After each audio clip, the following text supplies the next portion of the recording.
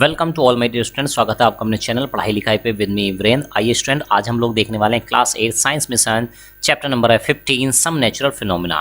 Test your learning outcome. Chapter के बीच में कुछ क्वेश्चन दिए हुए हैं, चलिए उनकी तरफ मूव करते हैं। Question number 1, why did Thales learn on rubbing amber with a piece of fur. यहाँ पे कहा जा रहा है कि जो थेल्स से, जो साइंटिस्ट से, लर्न ऑन रबिंग, उन्होंने क्या सीखा, ठीक है, जब रब किया उन्होंने एम्बर को विद ए पीस ऑफ फर से। तो चलिए जानते हैं answer. While rubbing amber with a piece of fur, Thales found the amber attracting object. तो रबिंग करने के बाद उन्होंने पाया कि जो एम्बर है, मटेरियल है, वो अट्रैक्ट करने लगा ऑब्जेक्ट्स को, लाइक ड्राई हेयर, जैसे कि ड्राई जो सूखे बाल हैं उनको, ऑन हेड, सर पे जो है, and small bits of paper, और छोटे छोटे कागज के पीसेस को, एंड स्ट्रॉ, और स्ट्रॉ को वो अट्रैक्ट करने लगा। He also found amber giving out a feeble spark when brought face to face with ebonite rubbed with fur from cat skin। तो ये वहाँ पे कह रहा है कि भाई देखो, और इन्होंने ये भी पाया, ठीक है, एम्बर गिविंग आउट ए फीबल स्पार्क, एम्बर की वजह से थोड़ा सा स्पार्क्स होना स्टार्ट हुआ, when brought face to face, जब उसको आमने सामने लाया गया, with ebonite rubbed, एबोनाइट को रब की गई एक फर से, फ्रॉम कैट स्किन, कैट की स्किन से जो रब की गई थी उसको सामने लगाया, तो उसमें क्या होने लगा, स्पार्क भी होने लगा, बहुत ही कम, हल्का, minute. Question number 2, record the contribution made bye Gilbert in support of Thales experiment. Means record the contribution, यानी आप बताएं क्या कंट्रीब्यूशन रहा गिलबर्ट का in the support of Thiel experiment, Thales के एक्सपेरिमेंट को सपोर्ट करने के लिए गिलबर्ट का क्या कंट्रीब्यूशन रहा वहां पे। चलिए जानते हैं। Doctor William Gilbert a physician confirm the correctness of the experiment. तो जो विलियम गिलबर्ट थे, उन्होंने, जो कि एक फिजिशियन थे, उन्होंने कंफर्म किया करेक्टनेस की, ये भाई करेक्ट है क्या, experiment perform by the Thiel, Thiel ने जो एक्सपेरिमेंट किया था उसकी करेक्टनेस बताई कि हाँ भाई ये चीज़ सही है। And in addition show that similar property, और साथ में ये भी बताया कि similar property developed while rubbing glass, और ये सेम टाइप की जो प्रॉपर्टी डेवलप हो जाती हैं वाइल रबिंग ग्लास, जबकि ग्लास को रब किया जाता है, ग्लास रोड की बात कर रहे हैं यहाँ पे, विद सिल्क, सिल्क के साथ, ebony with cat skin, ebony को कैट स्किन के साथ रब किया जाता है, एंड सैलॉक, और सैलॉक को यूज इन वार्निश, जो कि वार्निश में यूज होती है, and as a sealing wax की तरह, विद फ्लैनल, फ्लैनल के साथ यूज करते हैं, ए सॉफ्ट ववन फैब्रिक होता है जो कि। तो वो कह रहा है कि इस टाइप की सेम प्रॉपर्टी यहाँ पे भी देखने को मिलती है। Next question number 3, what makes amber और ebonite attract bits of paper when rub with fur. वो कह रहा है क्या इनको ऐसा बनाता है कि एम्बर या एबोनाइट अट्रैक्ट करते हैं बिट्स ऑफ पेपर को व्हेन रब विद फर, जब उसको फर के साथ रख, ऐसा क्या है, चलिए जानते हैं। N ebonite road when rub with for gains electrons, तो उसको इलेक्ट्रॉन गेन हो जाते हैं फ्रॉम द फर, फर से, एंड दस गेट्स निगेटिवली चार्ज, और ये इस वजह से निगेटिव चार्ज हो जाता है। In turn fur losses electron, और जबकि बात करें तो जो फर है वो इलेक्ट्रॉन को लूज करता है टू एबोनाइट, एबोनाइट को दे देता है, and is left with more of protons, के पास प्रोटॉन की संख्या ज्यादा हो जाती है in comparison to electron, electron के कंपैरिजन में। In each of its atom hence it develop a positive charge, हर एक एटम पे पॉजिटिव चार्ज आ जाता है, ठीक है, विच मेक्स एम्बर और ebonite attract bits of paper, जिसकी वजह से है ना ये क्या करने लगता है, अटैक करने लगता है बिट्स ऑफ पेपर को, व्हेन रब विद फर, जबकि इसको फर के साथ रगड़ा जाता है, रब किया जाता है। तो question number 4, list some material which hold a charge on them when rub. कुछ मटेरियल्स के नाम बताने हैं जिनको जब रब किया जाता है तो उन पे चार्ज आ जाता है। तो ये हैं आपके, जैसे कि एबोनाइट हो गया, फर हो गया, ग्लास हो गया, सिल्क हो गया। चलिए नेक्स्ट क्वेश्चन की तरफ मूव करते हैं। Why we have given charges the name as positive and negative charge। हमने इन चार्जेस को पॉजिटिव और नेगेटिव क्यों नाम दिया, तो चलिए जानते हैं। We have given charges the name as positive and negative because these are opposite in nature। क्योंकि ये नेचर में कैसे होते हैं, अपोजिट होते हैं। चलिए जानते हैं next question. Is it true that a charged object attracts an uncharged object। क्या ये बात सही है कि एक चार्ज ऑब्जेक्ट अनचार्ज ऑब्जेक्ट को क्या करता है, अट्रैक्ट करता है। What makes the two attract each other। क्या इनको एक दूसरे को अट्रैक्ट करने के लिए क्या चीज़ है जो इनको अट्रैक्ट कराती है, चलिए जानते हैं। Yes, a charged object attract an uncharged object। हाँ ये सही बात है कि एक चार्ज ऑब्जेक्ट अनचार्ज ऑब्जेक्ट को अट्रैक्ट करता है। The charge on the charge object attracts the opposite charge. जो चार्ज ऑब्जेक्ट पे चार्ज आ जाता है वो अपने से अपोजिट चार्ज को अट्रैक्ट करता है ऑन द अनचार्ज ऑब्जेक्ट पे, टू इटसेल्फ, अपने आप पे, and this attract the two object, और ये दूसरे को ऑब्जेक्ट को अट्रैक्ट करते हैं। चार्ज और अनचार्ज टू ईच अदर, ठीक है, और चार्ज हो चाहे अनचार्ज हो, ईच अदर को करते हैं वो। Next, what is the nature of the charge on two object? क्या नेचर होती है चार्ज की दो ऑब्जेक्ट पर फेसिंग ईच अदर, जो एक दूसरे के फेस टू फेस रखे हैं? चलिए जानते हैं। They repel each other, they attract one another. क्या कंडीशन है कि वो दो एक दूसरे आमने सामने रखे और वो रिपेल कर रहे हैं? तो ऐसी क्या कंडीशन है? They are of same charge, अगर वो सेम चार्ज के होंगे तो रिपेल करेंगे।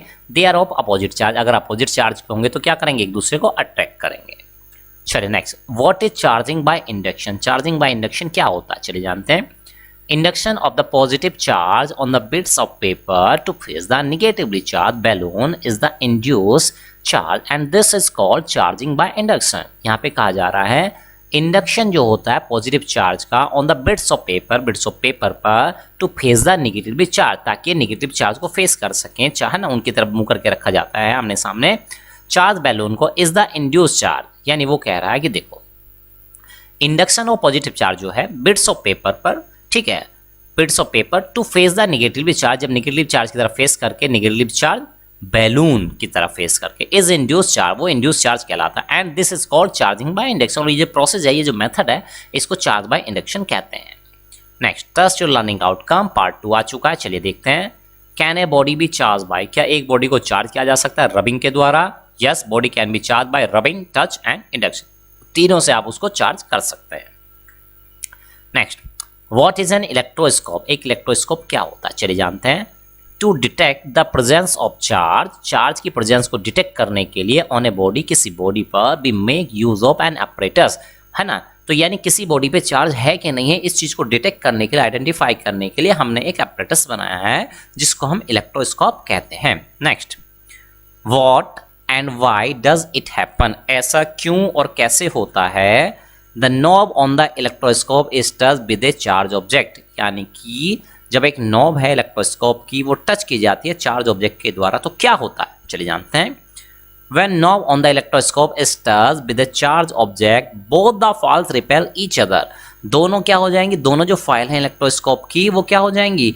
रिपेल करेंगे एक दूसरे, क्योंकि दोनों फाइल पे तो सेम चार्ज आना है। To presence of the same charge, क्योंकि दोनों पे सेम चार्ज है। चलिए जानते हैं। B, the individual foil leaves when touch with bare hands. वो कह रहा है जो इंडिविजुअल फाइल है लीव करेगी, है ना, when touch with bare hands. तो चलिए जानते हैं ऐसा क्या होता है। फाइल की जो लीव्स होती है, पत्तियां होती है ना, इसको सही कर लेंगे।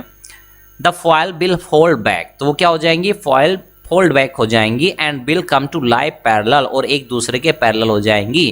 Because charge has been earth, क्योंकि चार्ज सारा का सारा अर्थ हो चुका है। ठीक है, तो यानी वो कह रहा है कि भाई देखो, जो फाइल थी उसकी जो लीव्स थी, उसको आपने अपने हाथ से वेयर हैंड से टच कर दिया, तो उसका चार्ज निकल के आपकी बॉडी में चला जाएगा। तो यानी वो चीज अनचार्ज होने लगी, तो जो रिपेल कर रही थी अब वो फिर से पैरेलल आना स्टार्ट कर देंगी।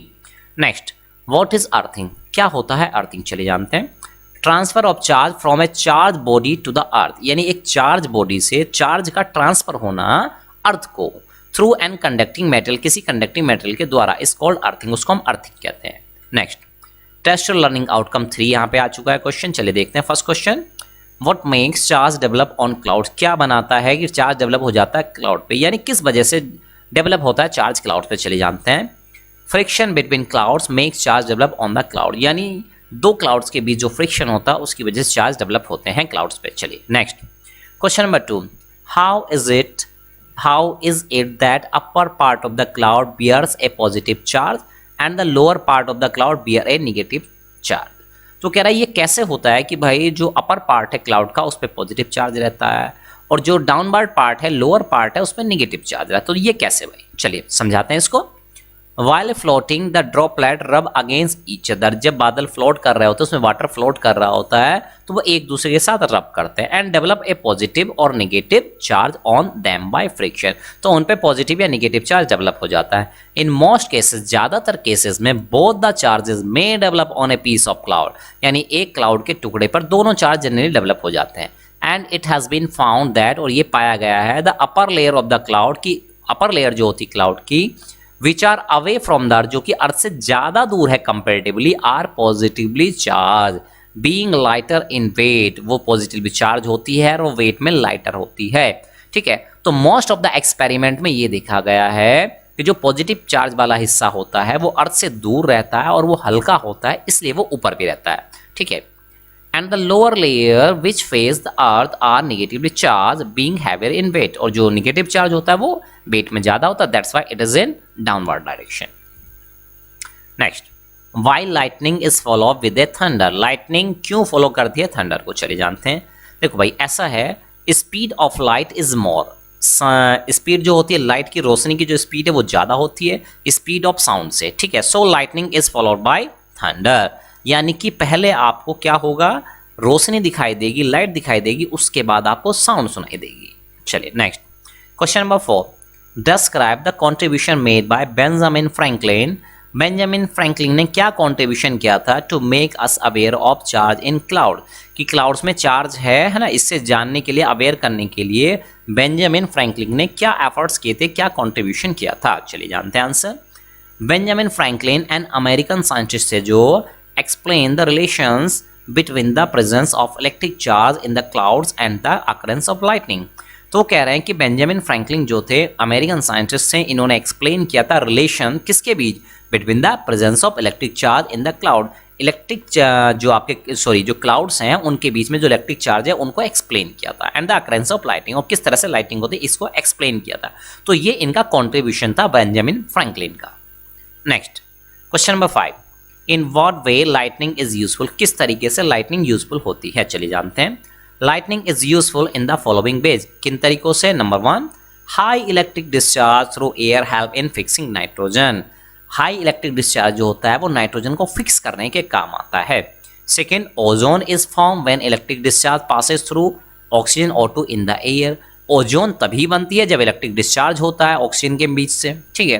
और थर्ड की बात कर रहे हैं, it is believe that lighting that is electrical discharge plays an important role in the origin, वो कह रहा है कि ऐसा माना जाता है कि जो लाइटनिंग होती है, इलेक्ट्रिक डिस्चार्ज होता है, प्लेज एन इंपॉर्टेंट रोल, इसका एक बहुत महत्वपूर्ण रोल होता है in the origin and evolution of the new life on the earth, नई लाइफ, नई स्पीसीज जो बनती हैं उनको फॉर्मेशन में इसका बहुत इंपॉर्टेंट रोल होता है। कॉजिंग म्यूटेशन, जिसकी वजह से म्यूटेशन होता है, mutation means minor changes in genes, genes में माइनर थोड़ा थोड़ा चेंज हो जाता है in the existing living organism. Question number 6 की तरफ मूव करते हैं। What are the dangers from lightning? List the precautions to be taken. Lightning के क्या क्या खतरे आपको हो सकते हैं और उसके लिए क्या क्या प्रिकॉशंस आप लेंगे वो बताइए। चलिए, lightning is harmful in the following, इससे खतरा क्या क्या है वो जानते हैं पहले। Lightning striking the object on the earth at times result in disasters, यानी इसकी वजह से बहुत सारे डिजास्टर्स हो सकते हैं। It damage the life and property of the अर्थ, ये लाइफ को डैमेज कर सकता है, प्रॉपर्टी को डैमेज कर सकता है अर्थ पे। At times it is a cause of forest fire, ये जंगल में लगने वाली आग का भी एक कारण हो सकता है। Lightning also affect radio and television signal, radio और टेलीविजन सिग्नल को अफेक्ट करती है, resulting not only in disturbance in the sound, sound में न केवल डिस्टर्बेंस होती है, डिस्टोर्शन भी होता है पिक्चर में, ब्लॉकिंग ट्रांसमिशन ब्लॉक हो सकता है कंप्लीटली पूरी तरीके से, but may also damage the electronic equipment, electronic equipment से आपके घरों में जो मोबाइल, लैपटॉप, टीवी वगैरह आप देख रहे हैं उनको भी डैमेज इससे हो सकता है। Other safety measures to be taken during the thunder, ठीक है। तो इस टाइम पे आप क्या, लाइटिंग के टाइम पे क्या लेंगे, है ना, प्रिकॉशंस क्या क्या लेंगे, मेजर्स क्या लेंगे, चले जानते हैं। Number 1, disconnect all your costly electrical appliance, जो इतने भी इलेक्ट्रिकल अप्लायंस हैं उनको क्लोज कर दें, क्लोज का मतलब ऑफ कर दें, to save them from lightning, ताकि वो लाइटनिंग से बच सकें। Charge from lightning may travel to your electrical equipment through antenna, telephone line और cable connection and damage them. तो ये जो चार्ज है वो है ना आपके antenna, telephone line, cable etcetera के थ्रू आपके इंस्ट्रूमेंट में, इक्विपमेंट में एंटर कर सकता है। Next question number 3, do not stand under a tree, एक ट्री के अंदर आप खड़े ना हो कभी भी, है ना, और नियर ए मेटेलिक पोल, एक मेटेलिक पोल के अंदर पे भी आप खड़े ना हो ड्यूरिंग रेन, ठीक है, बारिश के दौरान। Shut the Windows while it is, है ना, इट और इसके बीच में स्पेस है, इट इज रेनिंग आउटसाइड, है ना, जब उनके बीच में मतलब बारिश हो रही हो तो विंडो वगैरह को आप शट डाउन कर दें। चलिए नेक्स्ट देखते हैं। Avoid walking under an umbrella, एक अम्ब्रेला के नीचे जाने से बचें, specially an umbrella with A metallic road, जिसमें अम्ब्रेला में मेटेलिक रोड हो। इट इज़ हाईली रिस्की, बहुत ज़्यादा रिस्की हो सकता है। While travelling in A car, जब आप किसी कार में और बाय बस, है ना, ट्रैवल कर रहे हो तो उसके अंदर ही रहे, इनसाइड ही रहे। चलिए क्वेश्चन नंबर 7 देखते हैं। Describe the working of lightning conductor, lightning conductor की आपकी क्या बतानी है, वर्किंग बतानी। चलिए जानते हैं। Whenever a cloud with an electric charge on it passes by building, जब कोई क्लाउड पास कर रहा होता है एक बिल्डिंग से, an equal and opposite charge is induced at the pointed end of conductor running through the entire body of the conductor. तो कह रहा है कि देखो भाई ये क्लाउड है, ये पॉजिटिव निगेटिव चार्ज है ना कुछ इसका रहेगा, तो ये बिल्डिंग के आसपास से हाई ऊंची वाली बिल्डिंग होती है उसके पास से गुजरता है, तो इस पे क्या होता है एक चार्ज इंड्यूस हो जाता है और डेफिनेटली वो अपोजिट चार्ज इंड्यूस होने वाला है। चलिए ठीक है।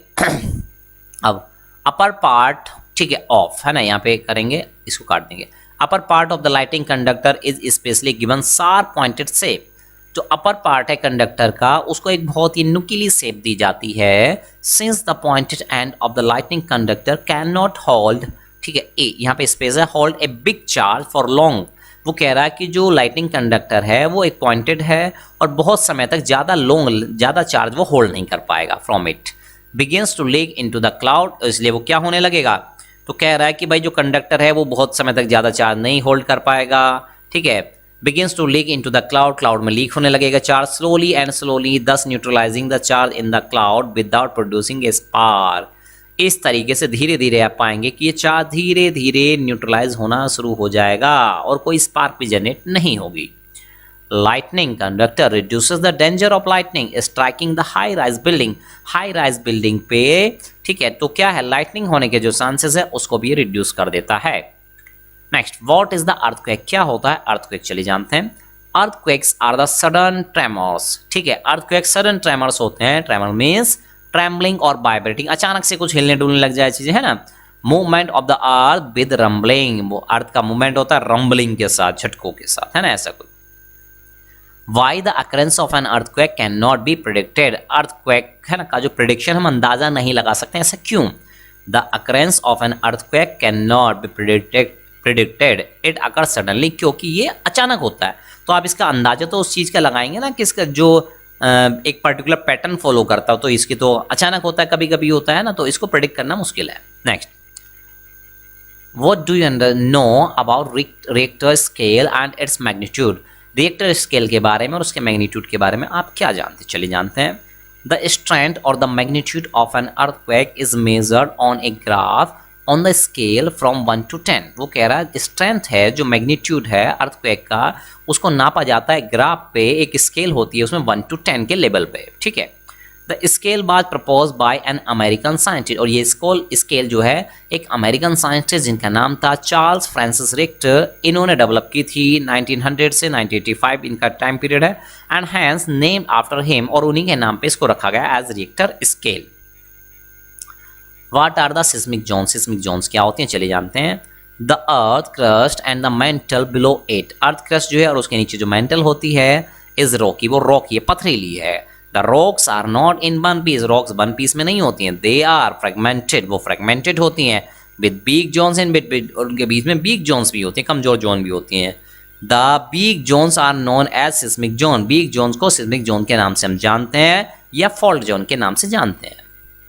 Question number 12, how focus of an earthquake is different from epicentre, वो कह रहा है कि अर्थक्वेक का जो फोकस है वो एपिसेंटर से किस टाइप से डिफरेंट है, चलिए जानते हैं। तो किस टाइप से डिफरेंट है चलिए जानते हैं।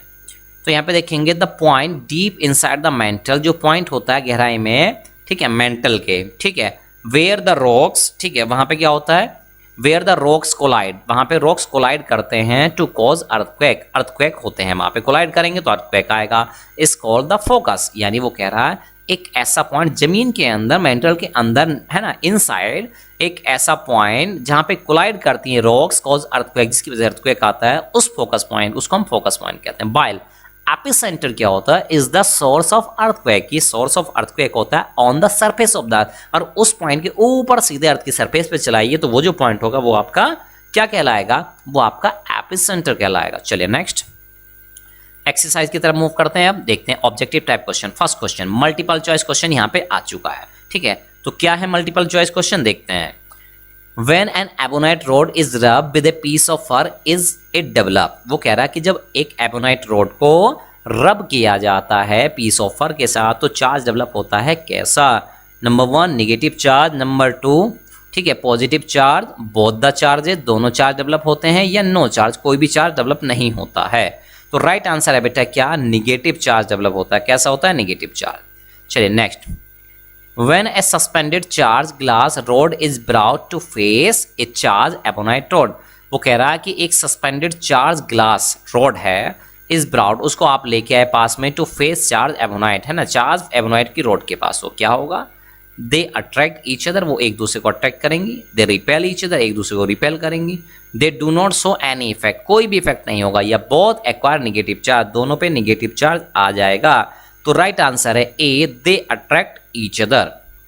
Next question, a balloon gets charge on gaining, एक बैलून चार्ज हो जाता है गेनिंग, जब उसको मिलता है, क्या मिलता है, प्रोटॉन, न्यूट्रॉन, इलेक्ट्रॉन, एटम्स। तो राइट आंसर है बेटा थर्ड का सी, दैट इज इलेक्ट्रॉन जब वो गेन करता है। ठीक है, next question, starting point of an earthquake inside the earth, starting point जो होता है अर्थक्वेक का इनसाइड द अर्थ के अंदर, इनसाइड की बात कर रहा है, तो क्या कहते हैं उसको, अभी अभी पढ़ा था हमने, फॉल्ट जोन, फोकस, एपिसेंटर या सिस्मिक जोन। तो राइट आंसर हो जाएगा क्या बेटा इसका, B, focus is the right answer. Next, which of the following will not get charge when rub with a piece of fur और क्लाउड, वो कह रहा है ठीक है, नॉट गेट चार्ज, इनमें से कौन सी चीज चार्ज नहीं होगी जब उसको रब किया जाएगा with a piece of fur और क्लाउड के साथ, glass rod, iron rod, ebonite road, plastic scale. तो फिफ्थ का जो राइट आंसर हो जाएगा बेटा वो हो जाएगा एन, आयरन रॉड। नेक्स्ट, तो चलिए स्टूडेंट नेक्स्ट पार्ट देखते हैं, बी, स्टेट वेदर ट्रू और फॉल्स, ट्रू और फॉल्स क्वेश्चन आ चुके हैं यहाँ पे। चलिए देखते हैं क्या है question. All bodies when rubbed with a soft material develops an electric charge on them, वो कह रहा है कि सभी बॉडी जब रब की जाती है एक सॉफ्ट मटेरियल के साथ तो उन पे इलेक्ट्रिकल चार्ज डेवलप हो जाता है। ठीक है, तो ये सभी बॉडी के केस में सही नहीं है, that's why it is false. Amber gets charge when rubbed with a piece of fur, amber charge हो जाता है जब उसको रब किया जाता है पीस ऑफ फर के साथ, yes it is true. Third, metallic rod gets charge when rub with a piece of soft cloth, metallic rod जो होती है वो चार्ज हो जाती है जब उसको रब किया जाता है पीस ऑफ सॉफ्ट क्लॉथ के साथ। ठीक है, तो ये क्या है स्टेटमेंट, यहाँ पे फॉल्स हो जाएगा। Next, a glass rod gets positively charge when rubbed with a piece of silk, glass rod जो होती है जब आप उसको रब करते हैं पीस ऑफ सिल्क के साथ तो वो पॉजिटिवली चार्ज हो जाती है। तो फोर्थ का स्टेटमेंट बिल्कुल सही बात है, ए चार्ज ग्लास रोड अट्रैक्ट्स ए चार्ज एबोनी रोड, एक चार्ज ग्लास रोड जो होती है वो अट्रैक्ट करती है चार्ज एबोनी रोड को, अट्रैक्ट करने का मतलब है दोनों पे अपोजिट अपोजिट चार्ज है, तो it is true, fifth statement is true. चलिए नेक्स्ट क्वेश्चन की तरफ मूव करते हैं। 6, ए charge body repels on uncharged body, एक चार्ज बॉडी रिपेल करती है अनचार्ज बॉडी को, जी नहीं, अट्रैक्ट करती है, तो that's why it is false. Equal and opposite charges develop on the two bodies when rub with each other, है ना, वो कह रहा है इक्वल और अपोजिट चार्ज डेवलप हो जाते हैं दो बॉडीज पर जब उनको रब किया जाता है, बिल्कुल सही बात है, एक पे पॉजिटिव होगा तो दूसरे पे नेगेटिव हो जाएगा। Question number 8, a piece of cloud carries only one kind of charge upon it, एक पीस ऑफ क्लाउड जो है उस पर केवल एक ही टाइप का चार्ज होता है। ठीक है, तो 8 की बात करेंगे, यस इट इज ट्रू, है ना, ए पीस ऑफ क्लाउड पे क्या होता है, only one kind of charge होता है। हालांकि क्लाउड के अंदर की अगर बात की जाए, ठीक है, तो उस पर क्या हो जाएगा, है ना, ऊपर वाला हिस्सा जो होता है ना पॉजिटिव और नेगेटिव चार्ज दोनों डेवलप हो जाते हैं, लेकिन एक पीस छोटे से टुकड़े की बात की जाए तो वहां पे सही हो जाएगा। Next, lava coming out of a volcano originates from mantle part of the earth, क्या सही है, yes this statement is true. Question number 10, the plates floating in mantle region of the earth are always in motion, जो plates होती हैं floating करती रहती हैं mental reason में अर्थ के, आर ऑलवेज इन मोशन, वो हमेशा मोशन में रहती हैं, yes it is true. Earthquake occurs when plates under the earth slice to overcome angularities, है ना। ठीक है, अब यहाँ पे देखिए, यहाँ पे जो दिया गया है ना क्वेश्चन नंबर 11 में, ठीक है, तो कह रहा है अर्थक्वेक अकर्स, अर्थक्वेक होता है कब, प्लेट्स अंडर द अर्थ के अंदर जो प्लेट होती हैं स्लाइड टू ओवरकम, वो एक दूसरे के ऊपर स्लाइड करती हैं, ओवरकम किससे पार पाने के लिए, एंगुलरिटीज बिटवीन देम, उनके बीच में एंगुलरिटीज होती हैं, yes it is true. Next, question number 12. Strips of plastic can be used in electroscope in place of aluminum strip. वो कह रहा है कि प्लास्टिक की स्ट्रिप यूज की जा सकती है एल्यूमिनियम के प्लेस पे, no it is false. Next, question number 13. Thunder is the sound wave formed due to sudden expansion of air from a hot spark in the cloud. क्या सही बात है? Yes, it is true. An earthquake measuring 8 on Richter scale is least destructive. वो कह रहा है कि earthquake है ना, जो रिएक्टर स्केल पर अगर बात करें तो 8 उसकी वैल्यू आ रही है, तो वो कम डिस्ट्रक्टिव होता है, जी नहीं, वो बहुत ज्यादा डिस्ट्रक्टिव होता है, that's why it is false. Next, epicentre is the point deep inside the earth, epicentre जो होता है वो डीप पॉइंट होता है अर्थ के अंदर, वे 2 rocks rub against each other, जहां पे 2 रॉक रब करती है एक दूसरे के अगेंस्ट में, तो ये फॉल्स है। वन वर्ड क्वेश्चन आ चुके हैं। The occasional spark in the cloud, कभी कभार जो स्पार्क होता है क्लाउड्स के अंदर उसको हम कहते हैं lightning. The sound from lightning in the cloud उसको हम कहते हैं thunder. The kind of charge acquired by glass rod on rubbing with a piece of silk, यानी कि कह रहा है कि ग्लास को जब रब किया जाता है पीस ऑफ सिल्क के साथ तो उस पर पॉजिटिव चार्ज आता है। ठीक है, कैसा आता है? Positive. The kind of charge develop in A plastic com, एक प्लास्टिक के कंघे पे जो चार्ज आता है ऑन रबिंग, रब करते हैं जब उसको थ्रू ड्राई हेयर के साथ, तो कैसा आता है? इलेक्ट्रोस्टैटिक चार्ज उसको बोला जाता है। चलिए next, kind of charge on the two bodies if they repel each other, है ना। काइंड ऑफ चार्ज कैसा होता है? जब एक दूसरे को रिपेल करती हैं दो बॉडी तो ये अपोजिट चार्ज आता है एक दूसरे पे। Harden and glass like resin उसको क्या कहते हैं? एम्बर कहते हैं। चलिए next, harden dark wood with gum like deposits in its cells, क्या कहते हैं उसको? एमोनी कहते हैं। Next, the apparatus to touch the presence of static electric charge in a body उसको क्या कहते हैं? तो इलेक्ट्रोस्कोप कहते हैं। Question number 9, the point inside mantle where the sliding rocks rub against each other उसको हम फोकस कहते हैं।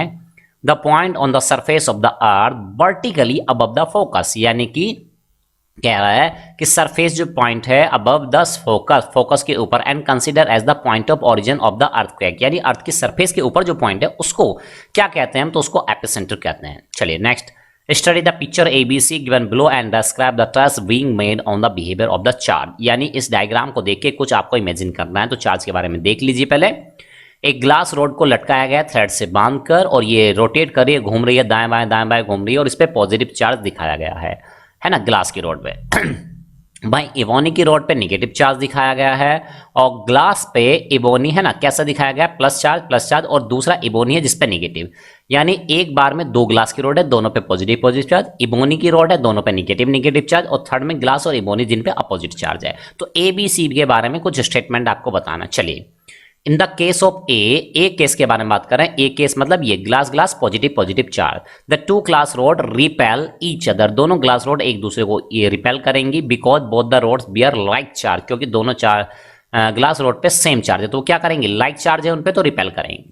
इन the case of B the two ebony rod, दोनों इबोनी रोड हैं और दोनों रिपेल करेंगे क्योंकि लाइक चार्ज है। In the case C case की बात करते हैं, ग्लास और ebony positive negative opposite charge है, तो यहां पे बात करेंगे ये अट्रैक्ट कर देंगे एक दूसरे को और ये अनलाइक चार्ज रखती है। Theoretical question, short question answer आ चुके हैं। First question, why do dry hair stand on when comb with a plastic comb, वो कह रहा है ड्राई हेयर स्टैंड खड़े हो जाते हैं, ऊपर मूव कर जाते हैं, स्ट्रेट हो जाते हैं व्हेन कॉम्ब, जब उनको कंघा किया जाता है प्लास्टिक कॉम्ब से। चलिए, तो dry hair stand on when comb with a plastic comb due to development of charge, क्योंकि उन पे चार्ज डेवलप हो चुका है इसलिए ऐसा हुआ है। चलिए नेक्स्ट देखते हैं question number 2, what kind of charge is acquired by, किस टाइप का चार्ज एक्वायर्ड हो जाता है कब? Ebonite when rub with a piece of fur, ebonite को पीस ऑफ फर के साथ रब किया जाता है तो ये निगेटिव चार्ज डेवलप हो जाता है। और piece of for when rub with over ebonite, और पीस ऑफ फर को एबोनाइट के ऊपर रब किया जाता है तो पॉजिटिव चार्ज डेवलप हो जाता है। एक glass rod when rub with a piece of silk, glass rod को सिल्क के साथ रब किया जाता है तो पॉजिटिव चार्ज डेवलप होता है। और एक rubber balloon is rub with a piece of wool, तो निगेटिव चार्ज डेवलप होता है। क्वेश्चन नंबर 3 की बात करते हैं, how do we ascertain that the charge on the glass rod is the same or different from the charge on a balloon when both are charged by rubbing, वो कह रहा हम ये कैसे सुनिश्चित करेंगे the charge on the glass की glass rod पे जो चार्ज है is the same, वो सेम है और डिफरेंट है, मतलब कैसे पता लगाएंगे कि ये सेम है डिफरेंट है? कहां से? From the charge on balloon, जो कि बैलून पे चार्ज है, when both are charged by rubbing, जब दोनों को रबिंग के द्वारा चार्ज किया जाता है तो कैसे पता लगाएंगे? ठीक है, अब यहाँ पे बात करेंगे भाई है ना, बोथ अट्रैक्ट ईच अदर, है ना, तो यहाँ पे इफ है, इसको काट देंगे, है ना, ये ऑफ नहीं है, ये इफ है ना, करेक्ट कर लेंगे भाई स्टूडेंट्स इसको। चलिए, इफ है, A both attract each other, अगर दोनों एक दूसरे को अट्रैक्ट कर रहे हैं तब हम ये कह सकते हैं दे हैव अनलाइक चार्जेस, यानी दोनों पे अपोजिट चार्ज है। But of they repel, if है ना, यहाँ पे फिर से इफ आएगा, इफ दे रिपेल, अगर वो एक दूसरे को रिपेल करेंगे each other then they have like charges, तब उन पे लाइक चार्जेस हो जाएंगे। चलिए, question number 4, which charge remain upon a thermocol ball when phase with a charge ebonite rod, वो कह रहा है कि ये बताइए किस टाइप का चार्ज होगा थर्माकोल बॉल के ऊपर when phase with a charge ebonite rod, जब उसको चार्ज एबोनाइट रॉड की तरफ फेस कर दिया जाएगा and the other side of it is touch bye you, और दूसरी साइड आपके द्वारा टच की जाए तो। चलिए जानते हैं, the portion of thermocol ball which is phase with ebonite rod, portion जो है थर्माकोल बॉल का which is face with ebonite rod, जो कि एबोनाइट रॉड की तरफ मूव किया हुआ है, इज बिकम्स पॉजिटिवली चार्ज, वो पॉजिटिवली चार्ज हो जाएगा due to accumulation of positive charge, क्योंकि वहां पे पॉजिटिव चार्ज एक्यूमुलेट हो चुका है, इकट्ठा हो चुका है। As ebonite rod is negatively charge, क्योंकि एबोनाइट रॉड नेगेटिवली चार्ज होती है। While the portion of the ball which is touch by me, यानी हमारे द्वारा जो टच की जा रही है, मेरे द्वारा जो टच की जा रही है, बिकम्स नेगेटिवली चार्ज, वो नेगेटिवली चार्ज हो जाएगी। Next, what change in the foils on electroscope is seen when the disc on an electroscope is touched with। वो कह रहा है क्या चेंज होगा फॉइल्स में, इलेक्ट्रोस्कोप की जो फॉइल है उसमें क्या चेंज आप देखेंगे। The disc on an electroscope is touch by, जब उसकी डिस्क को हम टच करेंगे, कैसे, एक copper rod with a piece of fur, एक कॉपर रॉड रब की जाती है पीस ऑफ फर्स के साथ, ठीक है। तो copper rod becomes positive charge, copper rod हो जाएगी positive charge, and the foils on the electroscope move away from each other, और दोनों फॉइल एक दूसरे से मूव हो जाएंगे क्योंकि दोनों पे सेम सेम चार्ज आ जाएगा।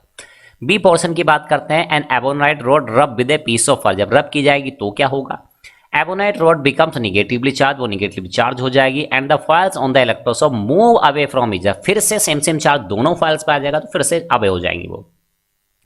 After touching the disc, disc से टच करने के बाद with charge ebonite rod, the disc is touch by hand, अब डिस्क को आपके हैंड टच कर रहा है, यानी डिस्क के चार्ज से किया तो वो रिपेल होकर दूर दूर भाग गई थी, अब तुमने उसको टच किया हैंड से, अब क्या होगा, after touching the disc with ebonite rod, the disc is touch by hand, it will become neutral, तो वो न्यूट्रल हो जाएंगे, a charge is distributed to the hand, वो चार्ज आपके हाथ पे डिस्ट्रीब्यूट होने लगेगा, and the foils come in normal position, और वो स्ट्रेट पोजीशन या नॉर्मल पोजीशन में आना शुरू कर देगी।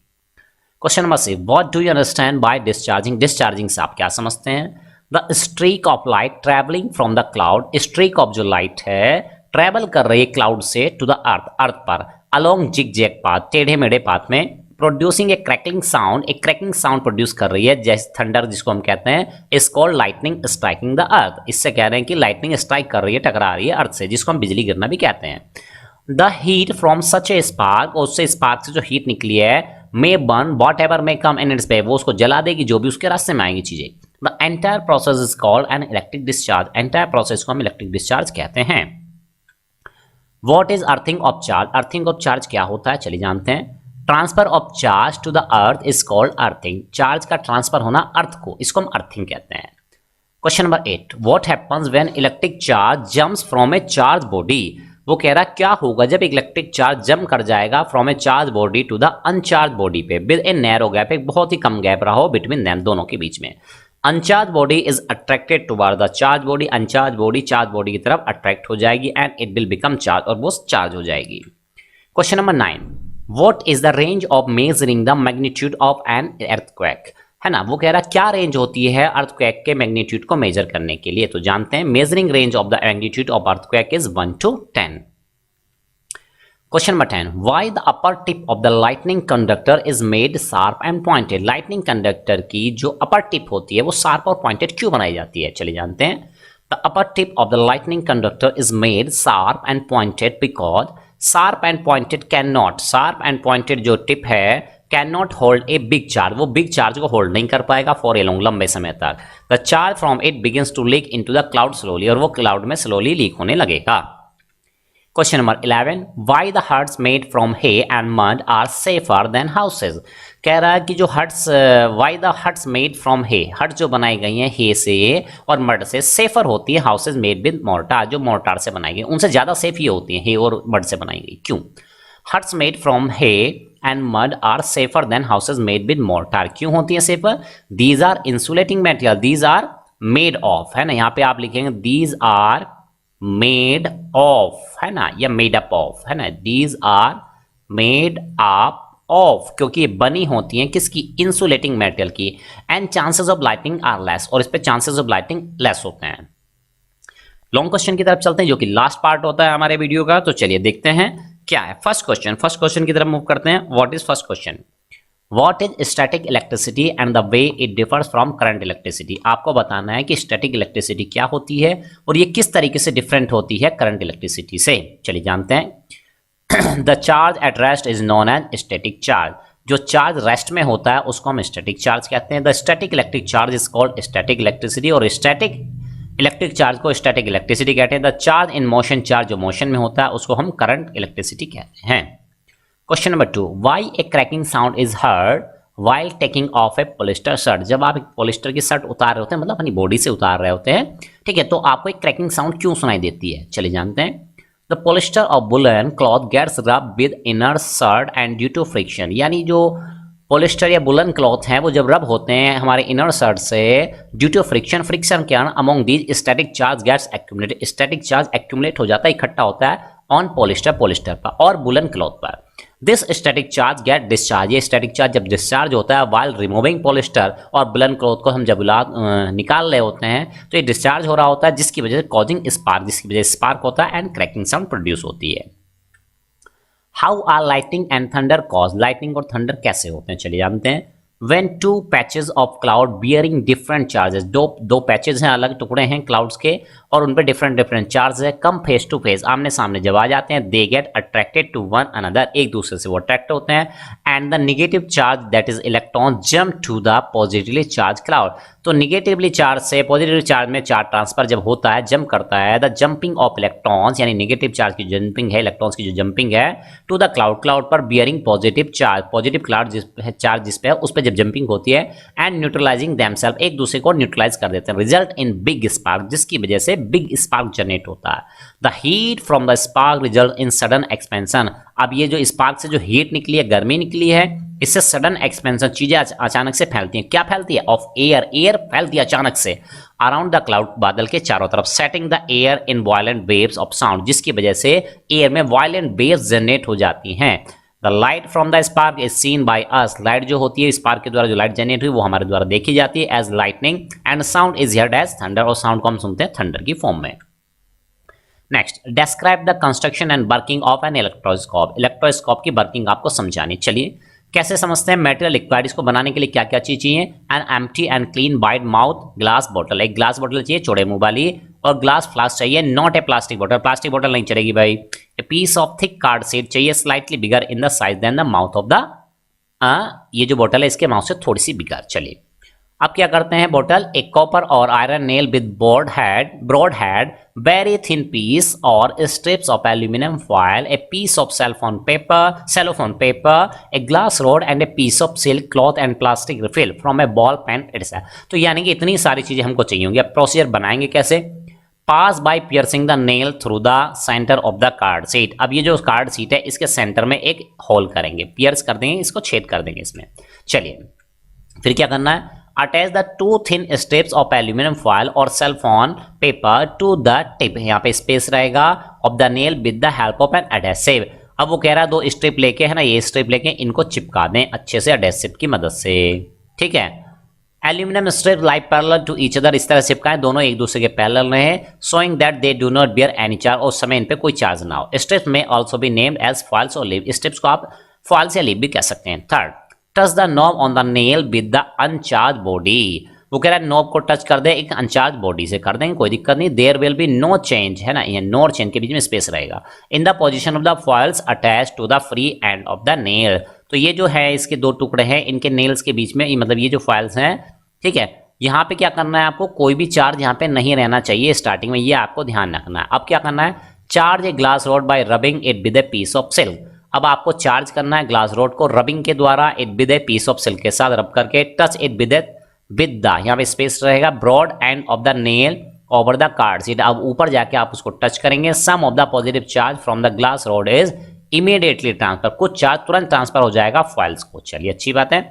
Both the foils receive positive charge on them, दोनों रिसीव करेंगे पॉजिटिव चार्ज, दोनों फॉइल्स रिसीव करेंगे positive charge, hence repel each other, एक दूसरे को रिपेल करेंगे। This shows that the glass rod rub with the silk bears an electric charge on it, इससे पता चलता है जिसको हमने रब किया था ग्लास रोड को सिल्क के साथ, उस पर इलेक्ट्रिक चार्ज था। Touch the knob on the nail with the bare hand के साथ नॉब को टच करेंगे। द फॉइल्स फॉल बैक, यानी वो जो दूर दूर हो चुकी हैं, रिपेल हो चुकी हैं, अगर नेल अपने हाथ से टच करेंगे तो वो चार्ज आपके हैंड में ट्रांसफर हो जाएगा, वो सिर्फ फिर से पैरेलल जाएंगे to each other, showing that they do not bear any charge. अब पता चल गया जब वो स्ट्रेट आ गई तो यानी उन पर कोई चार्ज नहीं है। द चार्ज हैज बीन अर्थ, वो चार्ज अर्थ हो चुका है। अगेन रब, अब यही प्रोसीजर फिर से कीजिए। Plastic refill with a peace with ये स्पेस रहेगा यहाँ पे, पीस ऑफ क्लॉथ और polythene and touch it with the knob on the nail. फिर से आप टच कीजिए, द चार्ज है ना, CHARGE ये G है, charge from the refill is transfer to the force and they diverge. फिर से चार्ज जाएगा, फिर से वो फैल जाएंगे, डाइवर्ज हो जाएंगे, showing that both them are bear the same charge. जब जब उसको चार्ज देंगे, टच करेंगे है ना, तब तक वो फिर से डाइवर्ज हो जाएंगे, रिपेल करेंगे। This time as you know है, YO यू नो, यहाँ पे स्पेस रहेगा, the charge on the refill और बॉल पेन इज नेगेटिव, इस बार नेगेटिव चार्ज रहेगा। चलिए नेक्स्ट क्वेश्चन की तरफ बात करते हैं। 5 what do you know about seismograph. Seismograph से आप क्या समझते हैं? देखिए, scientifically earthquake is notice detected and its strength is measured by A sensitive instrument. यानी कि अर्थक्वेक जो है उसको नोटिस करना, डिटेक्ट करना, उसकी स्ट्रेंथ नापना, ये सब एक सेंसिटिव इंस्ट्रूमेंट की मदद से किया जाता है, जिसको हम सिस्मोग्राफ कहते हैं। सिस्मोस इज ए ग्रीक वर्ड, ये ग्रीक वर्ड है जिसका मीनिंग अर्थक्वेक होता है। The strength or the magnitude of an earthquake is measured on a graph on the scale from 1 to 10। एक ग्राफ पे है ना, एक ग्राफ दिख रहा है ऐसे ऊपर नीचे करके, इस पे नापा जाता है और 1 से लेकर 10 तक की स्केल पे नापते हैं। Question number 6, explain giving examples. A, charging by friction, rubbing with, charging by touch, charging by induction.